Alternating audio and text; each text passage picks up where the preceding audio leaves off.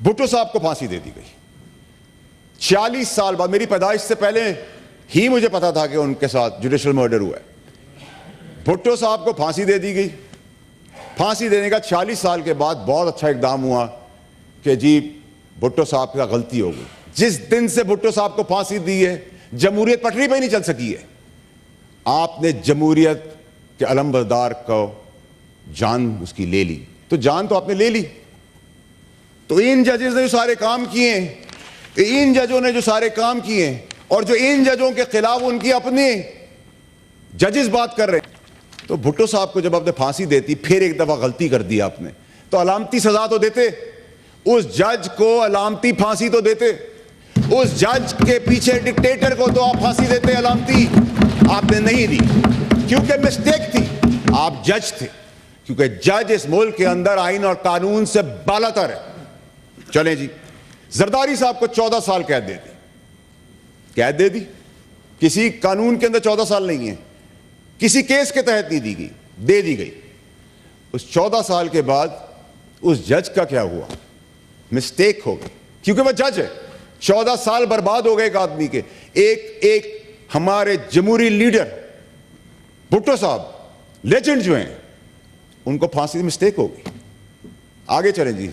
نواز شریف صاحب کو over the counter پہ پیسے نہ لینے پر, یہ ایک نیا قانون تھا, اوور دا پیسے نہ لینے پر بچے سے پیسے نہیں لیے, لے لیے ہوتے نہیں لیے, نہیں لینے پہ بلیک لا ڈکشنری ایجاد, اور ان کو 2/3 میجورٹی والے پرائم منسٹر کو ڈبار کر دیا جاتا ہے. چلیں جی, مسٹیک ہو گئی. سیسیلین مافیا کہا گیا ان کو.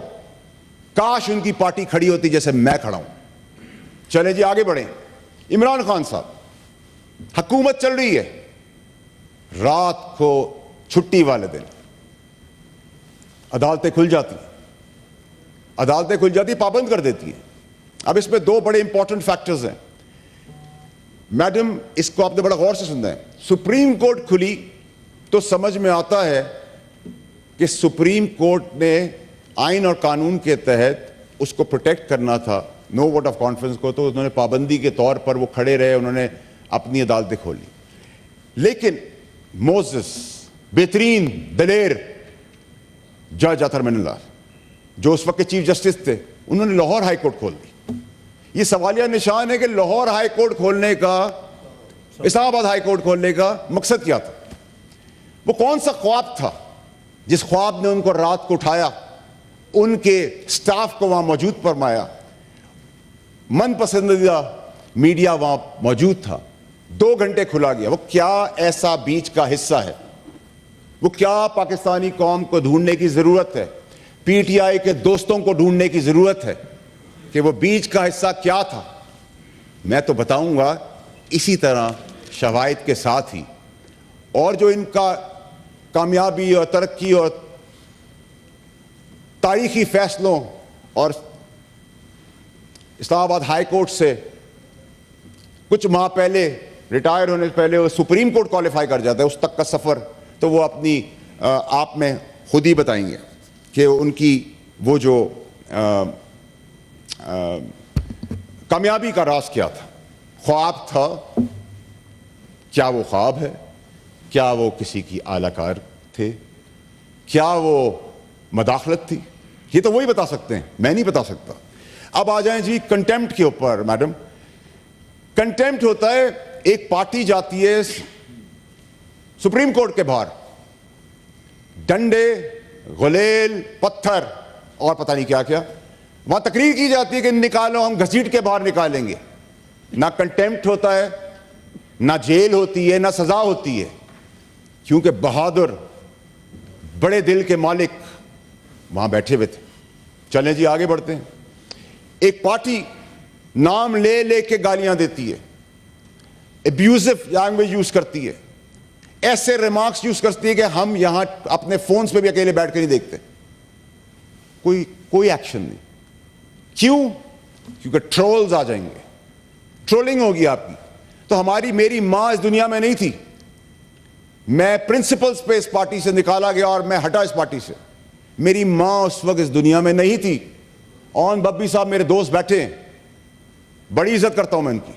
میری ماں کی ٹرولنگ ہوئی تو میں نے کسی سے جب آواز اٹھائی تو کسی نے نوٹس لیا. کیا نوٹسز وقار, عزت, صادق امین کے نا کردہ کام کے باوجود بھی آپ پہ اپلیکیبل ہے, ہم پہ نہیں. پھر آپ سے میں نے سوال کیا میڈم, کنٹیمپٹ مجھے لگا دی گئی, بتا بلایا دیا گیا نوٹس کے اندر. میں تو کنٹیمپٹ کے قریب سے بھی نہیں گزرا ہوں. مطلب یہ ایسی بات ہے کہ اب رؤوف اسد صاحب کی میں نے بات کی, مجھے تکلیف دے, میں نے کنڈیم کیا اس کو, لیکن آپ اس میں مجھے انگیج کر دیں. کسی کو نان لیٹ ملا آپ اس میں انگیج کریں, کسی کی بجلی چلی گئی اس میں مجھے انگیج کریں, کسی کا ٹائر پنچر ہو گیا مجھے انگیج کر لیں, کیونکہ میں صحیح بات کر رہا ہوں. یا مجھے پریمپٹ کر لیا ہے کچھ حضرات نے کہ میں مواد, ثبوت, شواہد لے کے آگے بڑھ رہا ہوں. میڈم آج تو میں آپ ایوان کا صرف یہ ٹیسٹ کیس جو اعلیٰ عدلیہ کو خود کر لینا چاہیے تھا شواہد سمیت, یہ اتنا چھوٹا سا کام تھا, خود کر لیتے. اس سے آپ کو پتہ چلتا ہے کہ پاکستان میں عدل اور انصاف کہاں جا رہا ہے. آگے بڑھیں جی. میں نے سوال کیا جج بابر ستار کی تقرری کے ٹائم پہ, prior to his elevation as high court جج. اس میں پھر زبردست قسم کے انمول جسٹس دینے والے جسٹس اطہر من اللہ, انہوں نے کہا کہ جی ایک لیٹر ایشو کیا میری ڈیمانڈ پر, کہا کہ جی ہمارے پاس اٹس رپورٹڈ کا ورڈ یوز کر تاثر دیا گیا, گمراہ کرنے کی کوشش کی گئی کہ میں بھی گمراہ ہوا. میں نے کہا اس کا مطلب تو ان کا ثبوت ہے, ریکارڈ پہ ہے, جو بھی ہے, whether it is green card, blue card, red card, I'm not interested, I'm not concerned, I'm not bothered, I'm not pushed. کیونکہ اس ملک کے اندر یہ بھی نالائکی ہماری ہے کہ ہم اگر بائی برتھ, پیدائش کے طور پہ گاؤں کی جگہ امریکہ میں پیدا ہو جائیں تو ہم سے تو ہماری سٹیزنشپ لے لی جائے گی. اور میں نے میڈم اس ایوان کے اندر آپ کو بتاتا ہوں, میں واحد پاکستانی ہوں جس نے اپنی اولاد, اپنے بیوی بچے, اپنے ماں باپ, بہن بھائی, کسی کو جو ایلیجیبل ہیں ان کو بھی سٹیزن نہیں رہنے دیا. نہ وہ سٹیزن ہے کسی اور ملک کے, نہ میں نے گرین کارڈ لے لیا ہے کہ کل جب میری ریٹائرمنٹ ہو تو میں یہاں سے گرین کارڈ کے بیسس پہ پاسپورٹ لوں اور اڑ جاؤں. میرا کنسرن نہیں, I am not bothered, I never raised a question. اس چیز کو میں نے کوشچن نہیں کیا میڈم. لیکن مجھے جواب میں کہا گیا, پہلا جواب میں دکھایا گیا کہ جیسے ریکارڈ ہے, ٹھیک ہے جی. میں نے فردر آگے پروب کیا تو کہا ریکارڈ نہیں ہے, تو پھر تو آپ صادق امین نہیں رہے. کوڈ آف کنڈکٹ آرٹیکل 2 جس میں آپ کو بتایا جاتا ہے کہ کوشش ہونا ہے, آپ نے اللہ سے ڈرنا ہے, آپ کی زبان اچھی ہونی چاہیے, آپ کے اندر گریڈ نہیں ہونے چاہیے, آپ کے اندر جھوٹ نہیں ہونا چاہیے. لیکن وہ سب کرائٹیریا, سر یہ آپ کے اور میرے لیے ہو رہا ہے, یہ ایوان کی عزت کی بات کرو, میری اور آپ کی ایک ہی چیز ہے سر. آپ بھی کریں گے, ہم سنیں گے سر عزت سے. سر 1 منٹ 2 منٹ دے دیں, سر 2 منٹ دے دیں.